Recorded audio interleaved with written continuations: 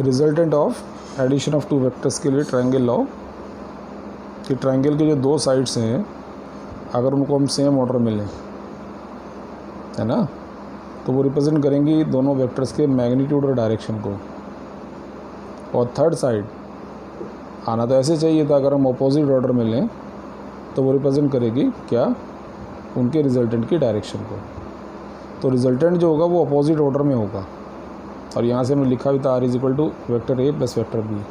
अब इसको लेके कुछ फिगर मैं बना रहा हूँ, देखो जैसे मैंने ये डायग्राम बनाया ACB, और हम जानना चाहते हैं कि हम इन तीनों के बीच क्या रिलेशन लिख सकते हैं। तो we observe that A and C are in same order and B in opposite order. तो इसका आंसर होगा A plus C is equal to B, A plus C is equal to B। In the same way second figure में जाएंगे, देखो B और C ये same order में जा रही है, ये अब ऑर्डर अपोजिट हो गया तो आएगा B plus C is equal to A, है ना। नेक्स्ट में जाएंगे तो देखो C और A ये दोनों सेम ऑर्डर में जा रहे हैं, B अपोजिट हो गया तो क्या होगा C plus A is equal to B। हाँ, कोई इसे A प्लस C लिखना चाहे तो लिख सकता है ना, लेकिन यहाँ देखने में C प्लस A ही आ रहा है, तो प्लस का साइन है तो वो बदल भी सकते हो। ऐसे ये है, ऐसे ही यहाँ पर है, देखो कि इसमें ये जो Q है और P ये सेम ऑर्डर में जा रहे हैं, R का ऑर्डर अलग है, तो Q plus P is equal to R। एक मैंने तुम्हें सिखाया था, देखो याद करो, डिस्प्लेसमेंट वेक्टर के लिए ये पोजीशन वेक्टर R1 या R2 या D2, अगर इसकी वैल्यू मैं निकालना सिखाऊं तुम्हें तो दो मेथड है। एक मेथड तो तुमने पहले सीखा था कि D is equal to final minus initial, यानी R2 माइनस R1। एक आज हम सीख सकते हैं, देखो R1 plus D same order में आ गया इज इक्वल टू R2, तो R1 plus D is equal to R2, और D की वैल्यू निकालेंगे तो R2 माइनस R1। तो यानी D is equal to R2 minus R1 हम ट्रायंगल मेथड से भी देख सकते हैं, और ऐसे भी सीख सकते हैं कि फाइनल माइनस इनिशियल पोजीशन। आज हम जो करेंगे वो ये करेंगे, रिजल्टेंट जो बना ये इसके मैग्नीट्यूड के लिए फार्मूला क्या बनेगा, है ना। तो ये लिखा देखो, formula for the magnitude and direction of resultant. इसके लिए देखो मैंने डायग्राम वही बनाया, ये वेक्टर A वेक्टर B ये R हो गया, बस इसको प्रोसीड करके एक परपेंडिकुलर ड्रॉ कर दिया। ओके, ये एंगल थीटा है ये। अब मुझे ये ट्रायंगल लेना R निकालने के लिए, बहुत सिंपल सा डेरिवेशन है। इस ट्रायंगल में ये हाइपोटेन्यूज हो जाएगा, ये बेस हो जाएगा परपेंडिकुलर। इस बेस में ये तो मालूम है हमें A है, ये मालूम नहीं है और ये भी मालूम नहीं है। तो सबसे पहले इस छोटे ट्रायंगल में इन्हीं की वैल्यू निकाल लेते हैं, वही मैंने किया। In triangle MNQ cos theta निकाला पहले, QN अपॉन MN, इससे QN की वैल्यू B cos थीटा आ जाएगी, क्योंकि जो QM है ना, QM ये दिख रहा है, ये B है। और बच्चों जब यहाँ फार्मूले में वैल्यू प्लेस करेंगे तो उससे में B वेक्टर मत लिखना, केवल मैग्नीट्यूड लिखना। इन the same way sine theta करके MN की वैल्यू हो जाएगी B साइन थीटा, है ना। कर ही लोगे ट्रायंगल को देख के। अब ट्रायंगल PMN में एंगल N 90 है, ये PMN पूरा बड़ा ट्रायंगल N 90 है, तो आपको दिख रहा है कि ये इज इक्वल टू ये स्क्वायर प्लस ये स्क्वायर हो जाएगा, और इसको दो जगह ब्रेक कर देंगे, PQ प्लस QN, वही मैं लिख रहा हूँ। PM square is equal to PN square plus MN square, PM square is equal to PN की जगह PQ प्लस QN का होल स्क्वायर MN। PQ की वैल्यू A है और QN की आप फाइंड कर चुके थे, ये रहा B cos थीटा।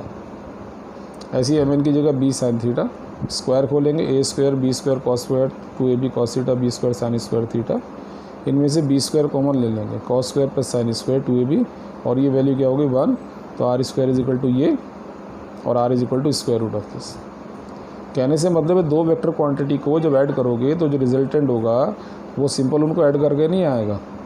आप यहाँ रखेंगे उनकी वैल्यू 3, मान लीजिए एक 3 एक 4 है, 3 square 4 square plus 2 into 3 into 4 cos, अगर 30 डिग्री है 30 लिखो, 60 लिखो, तब सॉल्व करके आए, क्योंकि वेक्टर क्वांटिटी में उसकी वैल्यू के साथ उसकी डायरेक्शन भी होती है ना। अब मैं ये निकालना चाहूँ कि तुमने रिजल्टेंट की वैल्यू तो निकाल दी, बट ये रिजल्टेंट क्योंकि वेक्टर क्वांटिटी तो उसकी डायरेक्शन भी तो होगी, तो हम ये एज्यूम कर लेते हैं कि R की डायरेक्शन A के साथ अल्फ़ा एंगल बना रही है।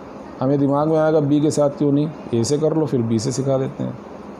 तो tan alpha is equal to होगा परपेंडिकुलर अपॉन बेस, तो ये मैंने बनाया यहाँ देखो, परपेंडिकुलर बेस, बेस को तोड़ दिया दो जगह, MN की वैल्यू B sin थीटा और PQ plus QN A plus B cos theta, ये बन गया आंसर। अब यहाँ से एक ट्रिक सिखाते हैं तुम्हें, देखो क्योंकि तुम बार बार डायग्राम बना के tan अल्फा को ही निकालोगे। यहाँ पर तुमने जो एंगल लिया अल्फ़ा वो A की डायरेक्शन के साथ लिया, तो देखो यहाँ क्या है कि A को छोड़ दो और दूसरे वाले के साथ साइन कॉस लिखो, साइन ऊपर लिखना कॉस नीचे, क्योंकि साइन अपॉन कॉस होता है 10, तो B sign theta upon B cos theta, फिर A लिख दो A प्लस करके। अब अगर मैं कहूँ कि similarly angle between the direction of R and B is equal to beta है, तो देखो मैं कैसे लिख रहा हूँ, tan beta is equal to B के साथ एंगल ले रहे हैं ना, बी को छोड़ दो, A sine theta upon A cos theta plus B. कुछ एग्जांपल देखो, जैसे resultant of V1 and V2 makes an angle alpha with direction of V1, then tan alpha is equal to, क्योंकि V1 के साथ बना रहे, देखो V1 को छिपा लो, V2 sine theta V2 cos theta plus V1। फिर जैसे resultant of F1 and F2 makes an angle phi with the direction of F2 के साथ बना रहे, तो tan phi is equal to F2 के साथ है ना, F2 छिपा लो, F1 sine theta upon F1 cos theta plus F2। ठीक है। अब इसी में एक क्वेश्चन और बनता है कि find the maximum and minimum values of resultant vector, या कभी कभी ऐसे भी कहते हैं show that resultant of two vectors can not exceed from their sum and can not less from their difference. इसको कैसे प्रूव करेंगे, ये क्वेश्चन कैसे करेंगे, ये एक नई बात है आप लोग के लिए, इसको सीखो। देखो कि इसमें क्या है कि रिजल्टेंट का फार्मूला तुमने ये बनाया। अब रिजल्टेंट देखो, आर की वैल्यू ए पर भी डिपेंड कर रही है, बी पर भी डिपेंड कर रही है, साथ साथ और थीटा पर भी। अगर ए और बी की वैल्यू को मैं डिसाइड कर लूँ, जैसे ये 3 और ये 4 है, बावजूद उसके आर बदलेगा, क्योंकि यहाँ 30 रखोगे तो कुछ और आंसर देगा, ये 45 रखोगे तो कुछ और देगा। यानी बेसिकली आर की जो वैल्यू डिपेंड कर रही है कॉस थीटा पर। क्या लिखेंगे, for a given values of A and B, given का मतलब अगर हम कोई वैल्यू डिसाइड कर लें, it depends upon cos theta. अब कॉस थीटा में मैक्सिमम वैल्यू होती है 1, कब, जब थीटा 0 डिग्री होगा। तो अगर मैं यहाँ 1 रख दूंगा तो आर की वैल्यू भी ऑटोमेटिकली क्या आएगी, मैक्सिमम ही आएगी, और वो सॉल्व करने से ये बन रही है।